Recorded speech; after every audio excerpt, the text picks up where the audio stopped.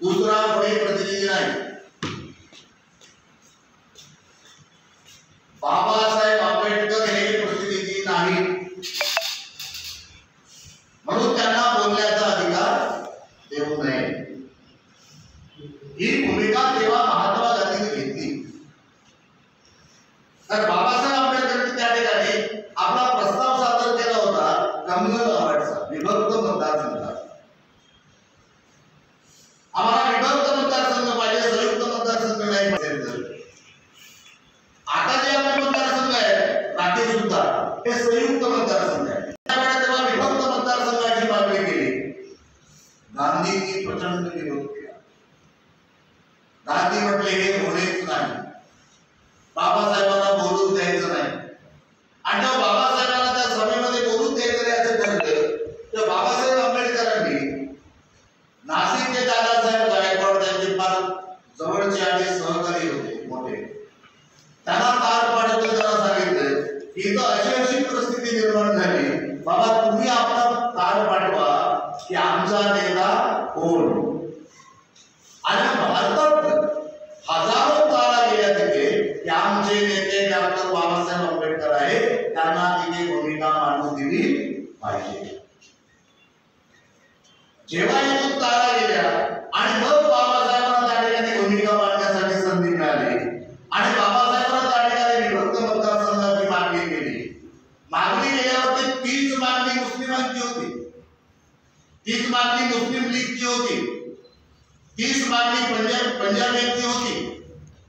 पण गांधीजी मुस्लिम लीगच्या जिनाकडे गेले आणि त्यांना सांगितलं की बाबा रे, आम्ही तुमच्या मागणीला पाठिंबा देतो, पण आंबेडकरांच्या मागणीला विरोध करा. तुम्ही विरोध करा, मी एकटा विरोध करून चालणार नाही, तुम्ही सर्वांनी विरोध करा. जिना असं म्हणाले की गांधीजी बाबासाहेब जे मागत आहे तेच मी पण मागतो माझ्या लोकांसाठी. माझ्या लोकांना मी तेच मागतोय, बाबासाहेब तेच मागताय त्यांच्या लोकांसाठी, मी त्यांचा विरोध कसा करू. मागणी दोघांनी एकच आहे, माझी मागणी मंजूर करा, त्यांची मागणी मंजूर करू नका असं मी कसं म्हणेन. म्हणून गांधींना जिनाने पण सहकार्य केलं नाही, दुसरं कोणीही केलं नाही. ट्रॅजेडी ऑफ महात्मा गांधी नावाचं गोलमेज नावाच्या या सगळ्या प्रकरणावरती छान पुस्तक आहे की त्या ठिकाणी त्यांची ट्रॅजेडी कशी झाली, शोकांतिका कशी झाली. आणि मग जेव्हा हे सगळं झालं, गांधी म्हणायला तयार नाही, बाबासाहेब म्हणायला तयार नाही. बाबासाहेब म्हणले की आम्हाला विभक्त मतदारसंघ पाहिजे, त्याशिवाय आमचे प्रतिनिधी योग्य प्रतिनिधी जाणार नाही. आता विभक्त मतदारसंघ म्हणजे काय? तुमच्याकडचा कोणता राखीव मतदारसंघ आहे? मेघ आहे ना, राखीव मतदारसंघ आहे एससी. बाबासाहेब काय म्हणाले विभक्त मतदारसंघ म्हणजे? बाबासाहेब म्हणाले की एससी करता राखीव मतदारसंघ आहे, त्या मतदारसंघामध्ये उमेदवार असतील एससी, पण निवडणुकीमध्ये मतदान सुद्धा फक्त शेड्यूल कास्टच आहे, दुसरे मतदान करणार नाही. म्हणजे आपला खरा नेता कोण आहे ते निवडून देते. कारण कुठल्याही मतदारसंघामध्ये 50% वर एखादा समाज नाही ना, 50% वर मतदान लागते जिंकायला. समजा मेहकर मध्ये जर 30% शेड्यूल कास्ट असेल, 70% अदर असते आणि 70%च्या लोकांनी जर एखादा चमचा उभा केला, एससीच केला पण चमचा केला, तसं आता आहे. इन्व्हेंट झालं त्यांनी स्वतःला काय केलं, भलही केलं. भलही काय का सुतार, तो वाटाही सुतार आपण त्याला वाटायचं इकडं डब्ल्यूडब्ल्यूई करून टाकलं. भलही केलं आणि भलही बेळगावमध्ये एसटी मध्ये मोठ्या प्रमाणात, मध्य प्रदेशामध्ये भलही शेड्यूल कास्ट होते, इकडे भलही नाही आहे तुमच्याकडे, पण त्याला दाखवतो तिकडचा भाग आहे अकोट पासून तिकडे भलही समाज आहे शेड्यूल कास्ट मध्ये. याने भलही केलं, दुसऱ्यांच्या ठरवलंय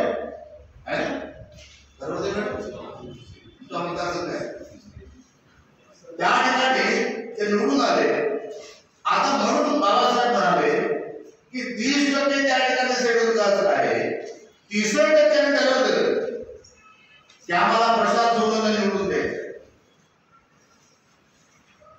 पण 70% लोक ठरवले नाही आम्हाला दुसरा चमचा पाहिजे.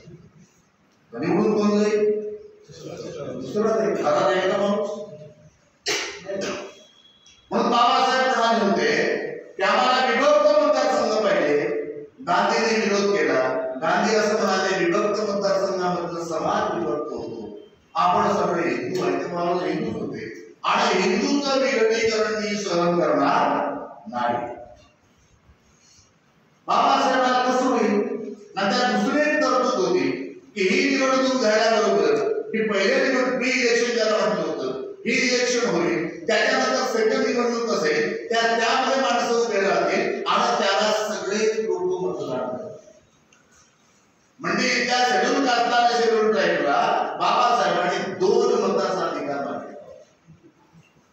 2 मतदानाचा अधिकार आम्हाला पाहिजे, म्हणजे आपला एक खरा उमेदवार निवडून जाईल आणि त्या क्षेत्राचा एक प्रतिनिधी पण निवडून जाईल.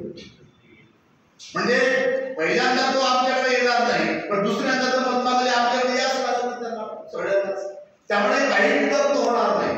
पण याने प्रचंड विरोध केला आणि विरोध केल्यानंतर मग आता इंग्रजांनी सूचना काय करावे, हा मोठा नेता आणि त्यांचे बाबासाहेब मोठे नेते यांचे म्हणून त्यांना काही वाटत होतं आणि मग त्यांनी त्याच्यावर समिती नेमली. एक समिती नेमली आणि त्यांना सांगितलं की या समिती निर्णय देईल. तो निर्णय दोघांनाही बंधनकारक असेल, गांधीला आणि आंबेडकर दोघांनाही बंधनकारक असेल अशी एक समिती नेमली त्याच्यावरती. आणि ते समिती आपल्यासारखी समिती नव्हती. समिती नेमल्यावर वर्ष आपले अहवाल चालले पुढे पुढे पुढे वाढ, काय मुदत वाढ करत निर्णय द्यायचा नाही. त्याने 8 दिवसात सेपरेट म्हणजे अहवाल सादर केला त्या समितीनं आणि त्या समितीनं सांगितलं की बाबासाहेब जे म्हणतात ते योग्य आहे. बाबासाहेब असं म्हणणं त्यांनी योग्य ठरवलं का? त्याच काळामध्ये जेव्हा बाबासाहेब म्हणत होते की भारतामध्ये एवढी जातीयता आहे, भारतामध्ये धर्मात भेद आहे, प्रचंड माणसांना माणसासारखं वागवलं जात नाही, तेव्हा गांधी म्हणले असं अजिबात नाही. आम्ही सगळे एक आहोत, आम्ही सगळे एक आहोत असे भूमिका घेत होते. आणि म्हणून 32ला मला आठवत असेल जेव्हा सायमन कमिशन आला 28ला, तेव्हा बाबासाहेबांनी मुवमेंट सुरू केली कोणती? 14 काढायची. बाबासाहेबांनी मुवमेंट म्हणजे उलट नाही केल्या. कधी आपल्यासारखं कधी मोर्चे करा, कधी काही करा असं नाही. त्याला काही संदर्भ असतात. जेव्हा सायमन कमिशन भारतामध्ये आलं तेव्हा बाबासाहेबांनी 14 सत्याग्रह केला आणि सांगितलं बघा भारतामध्ये स्थिती कशी आहे, डोळ्याने बघा. पाणी पिऊन नाही जात नाही, डुकर त्या गाडवा डुकर त्या तलावात जातात, त्याला 14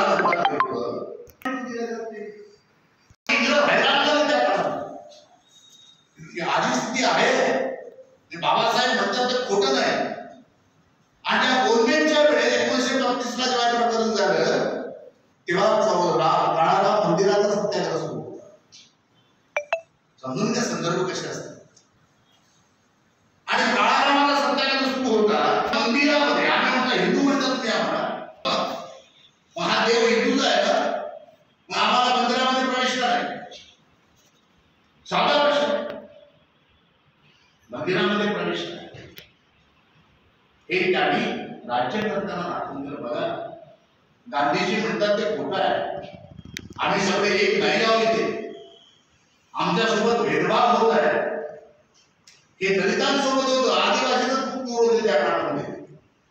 त्यांना पताच नव्हता काय चाललं आहे देशात. अशी आमची व्यवस्था होती. आणि त्या काळामध्ये हा सत्याग्रह सुरू असताना तेव्हा बाबासाहेबांनी किती बदमाशी केली आहे लोकांनी. मग बसले ठराव झाला आता आम्ही तुम्हाला मंदिरात नाही पण रामाचा रथ आम्ही तुम्हाला बोलू. मग रथाचे तुम्ही पुढे ओढा आणि पाठीमागून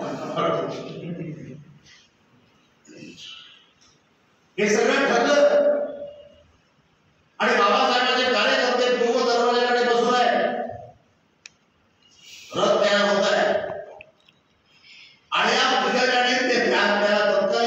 लोकांनी इकडल्या दक्षिणेकडल्या दरवाजात उडून कडांतून घेऊन पडा इकडच बघ समोर मग याला कडात पळवत आहे हे धावून गाव तिकडे गेले मग तिथं मारापिडी झाली तिथे एक माणूस मिळाला आणि हे बाबासाहेब पाटील गव्हर्नमेंटच्या काळामध्ये दाखवून दिलं की भारतामध्ये कसा जाती भेद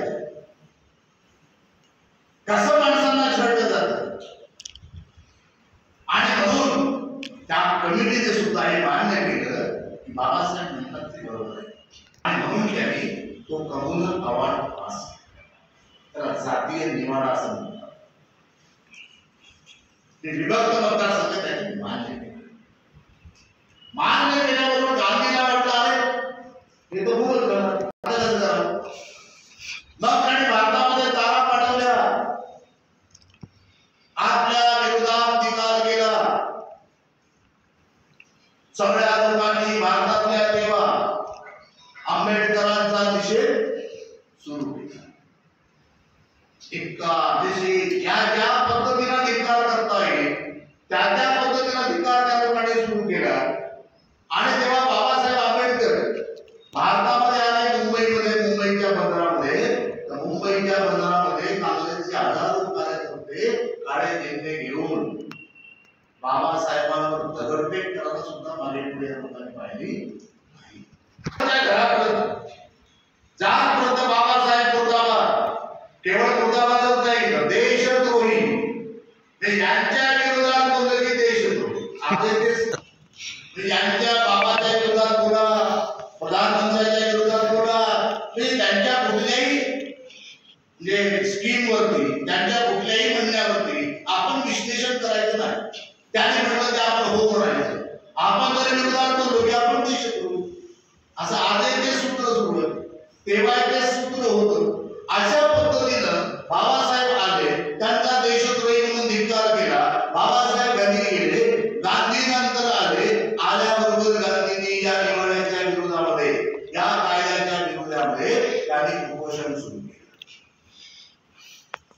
गांधींचं हत्याकांड बाबासाहेब म्हणाले होते अरे कमीत कमी स्वातंत्र्यासाठी तो उपोषण करा मरेपर्यंत त्याच्याकरता नाही ज्या लोकांना हजारो वर्षात मिळालं नाही ते आम्ही मिळवून आणलं तुम्ही म्हणता की मी महात्मा दीनदलितांचा नेता आहे आणि या दीनदलितांकरता मी मिळवून आणलं हक्क ते काढून घेण्याकरता तुम्ही उपोषण करता तुम्ही कशाची बात हे बाबासाहेब म्हणते गांधी म्हणते काही म्हणा बाबा पण मी काही आता उपोषण सोडणार नाही आणि मग त्यांना ते नियमाच्या विरोधात होते म्हणून त्यांना उचललं आणि त्यांनी येरवड्याच्या जेलमध्ये ठेवलं पुण्यात गांधी आणि तिथे गांधींनी उपोषण सुरू केलं आणि गांधींनी उपोषण सुरू केल्यावरती गांधी म्हणतात की मी हे काय हा कायदा मी मान्यच करणार नाही सगळे लोक बाबासाहेबांकडे येत आहेत सगळे लोक म्हणतात बाबासाहेब काही करा बापूंचे प्राण वाचवा बाबासाहेब म्हणतात मी कसं काय वाचू बाबा मी मोठ्या मुश्किलने मिळवून आणलं आणि ते मी ईश्वराच्या पाठीमागे लागला सगळे त्या सगळे मोठमोठे नेते पटेलांपासून सगळे शेवटी रवींद्रनाथ टागोर आले बाबासाहेब कस्तुरबा गांधी येऊन गेल्या त्याने आपला पदर पसरला मेरे सुहाग रक्षक टागोर आले टागोरांनी बाबासाहेबांना समजून सांगितलं की असं साहेब काही करा बाबा काहीतरी तडजोड करा आंबेडकर म्हणाले मी काही तडजोड करू शकत नाही शेवटी बाबासाहेबांचं वाक्य तेव्हाच प्रसिद्ध आहे तेव्हा बाबासाहेब असं म्हणाले होते की मला समोरच्या इलेक्ट्रिकच्या पोलला बाजून मारून टाकलं तरी मी आणलेले अधिकार सोडणार नाही मग काँग्रेसच्या आताची काँग्रेस म्हणत नाही आताच्या काँग्रेस करतात आता तर आपला दुसरा पर्याय दिसत नाही तेव्हा त्या काँग्रेसच्या गुंड्यांनी बाबासाहेबांना धमकी दिली की तुम्ही या लोकांसाठी आलं असं म्हणता आणि त्या लोकांच्या वस्त्या पेटवून आम्ही त्या लोकांना संपवून अशी जेव्हा धमकी बाबासाहेबांना यायला लागली मग बाबासाहेब विचार करायला लागले की मी ज्या लोकांसाठी आणलं त्या लोकांना तेच लोक राहणार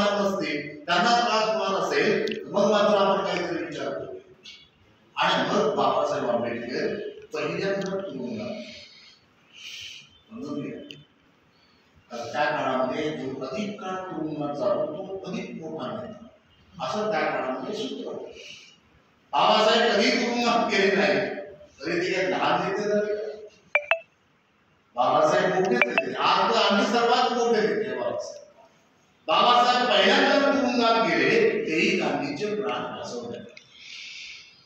आणि त्या ठिकाणी जाऊन बाबासाहेब त्यांच्या खाटेवर बसलेले आहेत आणि गांधीला म्हणते, बाबासाहेब विष्णू गांधी तुम्ही कसले महात्मा. महात्मा असे असतात का? गरीब लोकांची आता ते सुद्धा हिसकून घेणार. ते म्हणले आंबेडकर काही म्हणा मला तुम्ही, पण एवढं माझी मागणी मान्यता आहे. मग तेव्हा ज्या सीट दिल्या होत्या त्या कमल आव्हाडांनी, त्या गांधी म्हणाले वाढवून घ्या त्या सीटा, पण स्त्रीमुक्त होता. आता जो त्या पद्धतीने मग शेवटी बाबासाहेब प्रचंड दबाव आला आणि बाबासाहेबांनी त्या ठिकाणी ते मान्य केले, सही केली. त्याला म्हणतात पुणे. हा पुणेकरांनी या पद्धतीने केला बाबासाहेबांनी, करार झाला. पण बाबासाहेबांनी आपल्या पेपरमध्ये लिहिलं की मी दबावाने हा करार केला, मला हा करार अजिबात मान्य नाही. खरं सांगा, पण त्याच्यामध्ये एक अट टाकली होती. ठीक आहे बाबा, ठीक आहे, हरकत नाही, पण एक काम करा, या जे सार्वत्रिक इलेक्शन होते त्याच्या पूर्वी एक प्री इलेक्शन करा. त्याला गृहीत धरू नका तुम्ही, पण एक प्री इलेक्शन करा आणि त्याच्या निवडणूक त्या पद्धतीने करा. कमीत कमी त्या त्या मतदारसंघाचा त्या त्या समाजाचा खरा नेता कोण आहे हे तर लोकांना कळू दे. कारण त्यामध्ये आश्वासन दिलं होतं की आपण करू, पण ते कधीही झालेलं नाही. त्याचा फटका पुढे 1950 आता 30-32ची घटना झाली. आणि त्याच्यानंतर जेव्हा त्या बोलवेमध्ये ठरलं की प्रातिनिधिक सरकार करणे, संविधान निर्मिती करणे भारताची नवीन, कारण त्याच्यापूर्वी 1935ला या नवीन संविधानाच्या अगोदर 1935ला सेकंड इंडिया ऍक्ट झाला. 32 नंतर त्या बोलवेज नंतर 35ला दुसरा आपला भारतीय कायदा झाला आणि त्या कायद्यामध्ये सगळ्या गोष्टी आल्या. आणि त्याच्यामध्ये नंतर मग ठरलं की आता भारतीय संविधान जे आहे ते आता दोन्ही संविधान आमच्या नेतृत्वात झाली इंग्रजांच्या. आता भारतीय संविधान जे तुम्हाला स्वतंत्र पाहिजे आहे तर ते तुमच्या नेतृत्वात तुम्ही तुमचं संविधान तयार केलं पाहिजे. आणि मग 1946ला भारतीय संविधान सभेची निवडणूक झाली. भारतभर निवडणूक झाली आणि ती निवडणूक काही सामान्य जनता निवडून देणार नव्हती. अनेकांचा गैरसमज असतो. जे तेव्हाचे वेगवेगळे प्रांत होते आणि त्या प्रांताचे जे प्रतिनिधी होते, आता जसे आमदार खासदार आहेत, हे लोक मतदान करणार संविधान सभेच्या उमेदवार आणि तोच निवडून जाणार. आणि मग बाबासाहेबांपुढे प्रश्न पडला की मी कुठून निवडून जाऊ. कारण मुंबई प्रांताच्या 36च्या निवडणुकांमध्ये बाबासाहेबांचे सर्व कॅन्डिडेट काँग्रेसवाल्यांनी पाडले होते. बाबासाहेबांपुढे प्रश्न होता की आपण कुठून निवडून जावं. आणि मग त्या काळामध्ये जोगनाथ मंडल पश्चिम बंगालचे धावून आले आणि ते म्हणाले की बाबासाहेब आंबेडकर तुम्ही आमच्याकडे मुंबई आम्ही तुम्हाला निवडून देऊ. बाबासाहेब आंबेडकर पश्चिम बंगालला गेले आणि तिथं जयसूर खुलना नावाचा मतदारसंघ आहे. त्या मतदारसंघामध्ये बाबासाहेब उभे राहिले आणि तिथं राहिल्यानंतर काँग्रेसच्या लोकांनी व्हीप जाहीर केला. त्याने त्यांचा कॅन्डिडेट उभा केला. अनेक दबाव तंत्र वापरले मोठ्या प्रमाणामध्ये.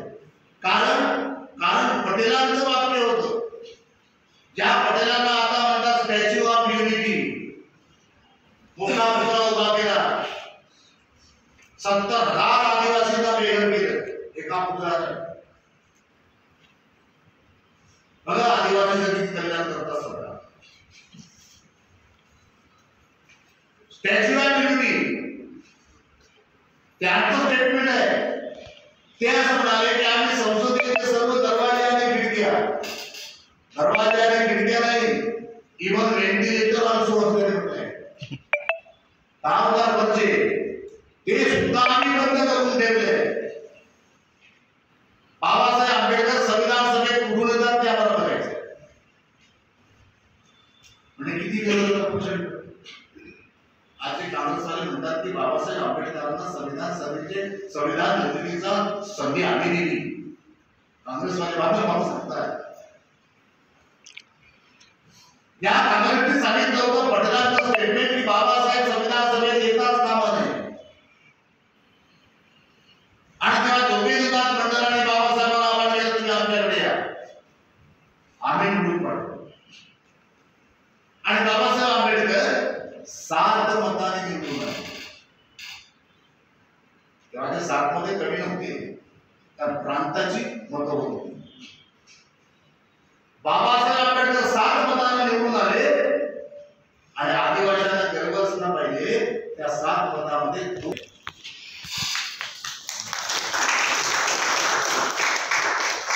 आणि त्या दोन्ही आदिवासींनी काँग्रेसचा बिन नाकारला. कारण तेव्हा सगळ्यात मोठा पक्ष काँग्रेस होता ना, आणि प्रांतामध्ये निवडून आलेले जे काही लोक होते ते सगळे काँग्रेस होते. त्या लोकांनी 7 लोकांनी त्याचा काँग्रेसचा बिन नाकारला. त्या 2 आदिवासी होते, एक आपल्यासाठी जास्त. आणि बाबासाहेब आंबेडकर संविधान सभेमध्ये गेले आणि 47 ला आपल्या भारताची आणली. भारताचे 2 तुकडे, एक झाला भारत, एक झाला पाकिस्तान. आणि पाकिस्तानमध्ये तो आता जो बनलाय तो सगळा पाकिस्तान, पूर्व पाकिस्तान, पश्चिम पाकिस्तान. तेव्हा ठरलं होतं की ज्याच्या ठिकाणी 80% नॉन मुस्लिम समाज आहे, नॉन मुस्लिम आहे त्या भागात, तो भाग भारतात ठेवायचा आणि जिथे मुस्लिम आहे तो भाग पाकिस्तानला ठेवायचा. बाबासाहेब आंबेडकरांच्या मतदारसंघामध्ये 90% नॉन मुस्लिम लोक, तरी तो भाग त्यांनी पाकिस्तानला देऊ. जोगेंद्रनाथ मंडळ हे सुद्धा उभे होते, तेही निघून झाले होते. आणि मग हे लोक म्हणायला लागले की बाबासाहेब आंबेडकरांचा मतदारसंघ पाकिस्तानमध्ये गेला, त्याने आता तिकडच्या शक्तीत बसा, भारतात त्यांचं काही काम नाही.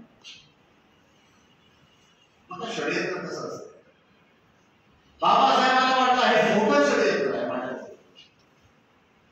मग ते इंग्लंडला गेले, चर्चिलला भेटले आणि चर्चिलला जाऊन त्यांनी सांगितलं की माझ्यासोबत या पद्धतीचं षडयंत्र झालं, माझी जनता इंग्लंडची पुढे जाऊन काढली. मग चर्चिलनं तेव्हाचे राष्ट्रपती राजेंद्र प्रसाद यांना पत्र पाठवलं आणि त्या पत्रात त्याने म्हटलं तुम्ही काही करा पण बाबासाहेब आंबेडकरांना संविधान सभेमध्ये घ्या. आणि मग राजेंद्र प्रसादाने ते पत्र पाठवलं. मुंबई प्रांताचे तेव्हाचे मुख्यमंत्री होते D.G. खेर, या खेरांना पत्र पाठवलं, सांगितलं काही करा पण बाबासाहेब आंबेडकर संविधान सभेमध्ये पाहिजे, कारण चर्चेची ऑर्डर. आणि मग पुण्याचे जयकर जे होते, बॅरिस्टर जयकर, त्यांचे आणि नेहरूंचे काही वाद झाले होते आणि त्यामुळे त्यांनी राजीनामा दिला होता जयकरांनी पुण्यात. आणि त्या पुण्याच्या सीट बद्दल बाबासाहेबांना ऑप्शन दिले आणि मग बाबासाहेब तिथे पोहोचले संविधान सभेत. ते संविधान सभेतच येऊ नये अशा पद्धतीचं षडयंत्र वेगवेगळ्या पद्धतीने कसं निर्माण केलं होतं, कसं आखलं होतं, याचा अंदाज या निमित्तानं आपल्याला येतो. आणि मग बाबासाहेब आंबेडकर त्या ठिकाणी पुढे ड्राफ्ट कमिटीचे चेअरमन झाले, मसुदा समितीचे अध्यक्ष झाले आणि मग बाबासाहेबांच्या हातून या संविधानाची निर्मिती झाली. पण मला हे सांगितलं पाहिजे की या संविधान सभेमध्ये आदिवासी कोणी होती की नाही? हा प्रश्न आदिवासीला तर पडायला पाहिजे. या संविधान सभेमध्ये आदिवासी होते म्हणजे असं काही समजण्याचं कारण नाही. तुम्ही एक नाव ऐकलं असेल जयपाल सिंग मुंडा. हे जयपाल सिंग मुंडा तेव्हाचे ICS होते म्हणजे आजचे IAS. हे बेस प्राचीनमधनं काँग्रेसच्या काँग्रेसचे विरोधी होते. तिथं केवळ आदिवासींच्या वर्षावर ते निवडून गेले होते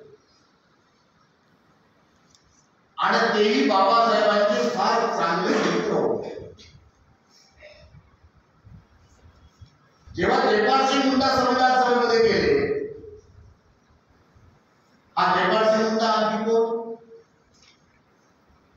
जयपाल सिंग मुंडाच्या नेतृत्वामध्ये तुम्हाला माहिती आहे की मला माहित नाही, पण 1928ला आणि त्या ऑलिम्पिक मध्ये भारताच्या हॉकीच्या टीमने पहिल्यांदा गोल्ड मेडल आणलं, जर्मनीला हरवून. तेव्हा हिटलरने काही लोकांना बोलावलं होतं की आमच्याकडून तुम्ही खेळत का नाही म्हणून. त्याच्यात ध्यानचंद पण होते त्या टीम मध्ये. आपल्याला हॉकीचे जादूगाराकडून ध्यानचंदचं नाव माहिती आहे, पण त्या ध्यानचंदचे कॅप्टन जयपाल सिंग मुंडा, त्या टीमचा कॅप्टन हा आदिवासी माणूस होता, जयपाल सिंग मुंडा होता. हे मात्र सोयीस्करपणे लोक सांगत नाहीत, ते विसरले. तो जयपाल सिंग मुंडा जेव्हा संविधान सभेमध्ये पोहोचला, संविधान सभेमध्ये 6 आदिवासी होते. त्याच्यात एक खाशीगडला नारो खाशीचे टेकडे, त्या तिकडचा एक रेव्हरंड निकोलस राय होता खाशीगडला. हा मुंडा जमातीचा जयपाल सिंग मुंडा. एक गोड जमातीचा होता रायबान कुर्बान म्हणून. बाकी उराव होते. पण हे सगळेच्या सगळे कोणी बोलत नव्हते, फक्त 2च माणसं बोलत होते. कारण का बोलत होते सगळे? कारण हे सगळे काँग्रेसकडून आले आणि मग संविधान सभेमध्ये बोलायचं नसतं, त्यांचे फक्त नेते बोलतात, कार्यकर्त्यांनी बोलायचं. म्हणजे आजची परिस्थिती आहे तीच प्रसिद्धीवाली होती. आणि जयपाल सिंग मुंडा आणि निकोलस राय हे दोघं मात्र सातत्यानं बोलायचे. आणि बोलताना जयपाल सिंग मुंडा संघर्ष कसा असतो तर बाबासाहेबांसोबत झाला. जयपाल सिंग मुंडा जेव्हा बोलायला उभे राहिले आणि ते बोलताना असं म्हणाले की मी अशा लोकांचा प्रतिनिधी आहे, तुम्ही त्याला जंगली म्हणता. तो म्हणला मी जंगली असेल, मला त्याचा अभिमानी आहे, पण मी वनवासी नाही. पण जंगलाचं रक्षण आम्ही केलं आहे. जंगल तुम्ही कापले, आम्ही नाही कापले. आम्ही जंगलाचं रक्षण केलं आहे. म्हणून त्या म्हणाले की मला त्या शब्दाबद्दल वाईट वाटत नाही, पण मी अशा लोकांचा नेता आहे, अशा लोकांमधून मी या ठिकाणी आलो आहे. आणि तुम्ही सगळेच्या सगळे समान बसते, धाडस लागते बोलायला. संविधान सभेमध्ये नेहरू बसलाय, पटेल बसले, आझाद बसले, मोठे मोठे लोक बसले, 295 लोक बसले, काही संस्थानांचे प्रतिनिधी त्या ठिकाणी बसले. आणि मी जयपाल सिंग मुंडा म्हणतात की तुम्ही सगळेच्या सगळे बाहेरून आलेल्या देशाचा मालक मी आहे. संविधान सभेत या देशाचा मालक आदिवासी आहे, हा देश आमचा आहे, तुम्ही सगळेच्या सगळे बाहेरून आलेला आहात. आणि ते म्हणताय की लोकशाही तुमच्याकडनं आम्हाला शिकायची गरज आहे. लोकशाही जर तुम्हाला पाहिजे असेल तर ती तुम्ही आदिवासींकडून शिकली पाहिजे. लोकशाही, आदिवासी समाज हा लोकशाही प्रधान समाज आहे असं संविधान सभेमध्ये जयपाल शिंदे आणि मग त्याला गंमत करताना सरोजिनी नायडू अशी म्हणाली, आज सोडून उभे राहून की बाबा तुमचा देश असेल बाबा, आता आम्हाला तुमच्या देशात राहू द्या नाही, म्हणजे उपवास झाला, म्हणजे त्यांचा उपवासाच्या काळामध्ये झाला. आणि तेव्हा बाबा आपले जयपाल सिंग मुंडा जेव्हा जेव्हा बोलायला उभे राहत होते तेव्हा तेव्हा त्यांना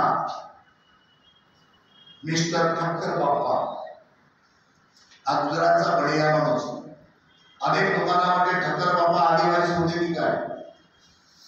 या ठक्कर बाप्पांनी प्रत्येक वेळी जयपाल सिंगला विरोध केले.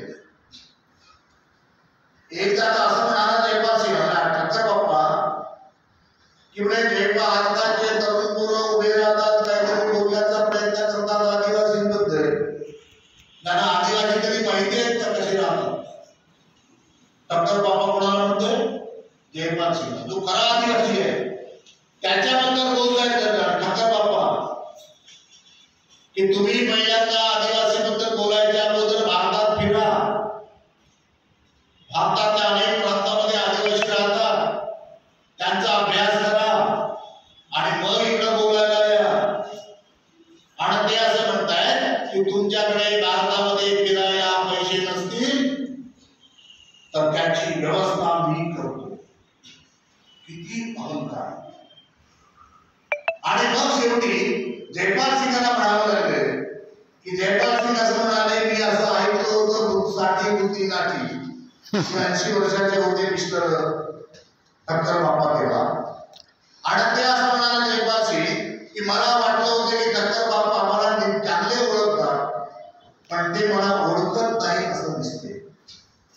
आणि मग जयपाल सिंगांनी सांगितलं, मी लंडन मध्ये इकॉनॉमिक स्कूल मध्ये 1 वर्ष प्रोफेसर होतो. ते म्हटले मी आफ्रिकेमध्ये 2 वर्ष प्रोफेसर होतो. मी अनेक संस्थांचा दिवाण होतो. ऑलिम्पिकचा हॉकी टीमचा कॅप्टन होतो. मला वाटलं होतं की ठक्कर बाबा मला ओळखतात पण मला ते ओळखत नाही असं दिसते. आणि मग त्याला सांगितलं की मी अहमदाबादला किती दिवस राहिलो, मी मुंबईला किती दिवस राहिलो, मी नागपुरामध्ये किती दिवस राहिलो, मी मद्रासला किती दिवस राहिलो, भारताच्या अनेक भागांमध्ये मी किती किती दिवस राहिलो. आणि ते म्हणाले, तो म्हणाला जयपाल सिंग मुंडा असं म्हणाले की मी हे केवळ हौसेखातर फिरलो नाही तर मी माझ्या समाजाला समजण्याकरता, त्यांचा अभ्यास करण्याकरता भारतभर फिरलो.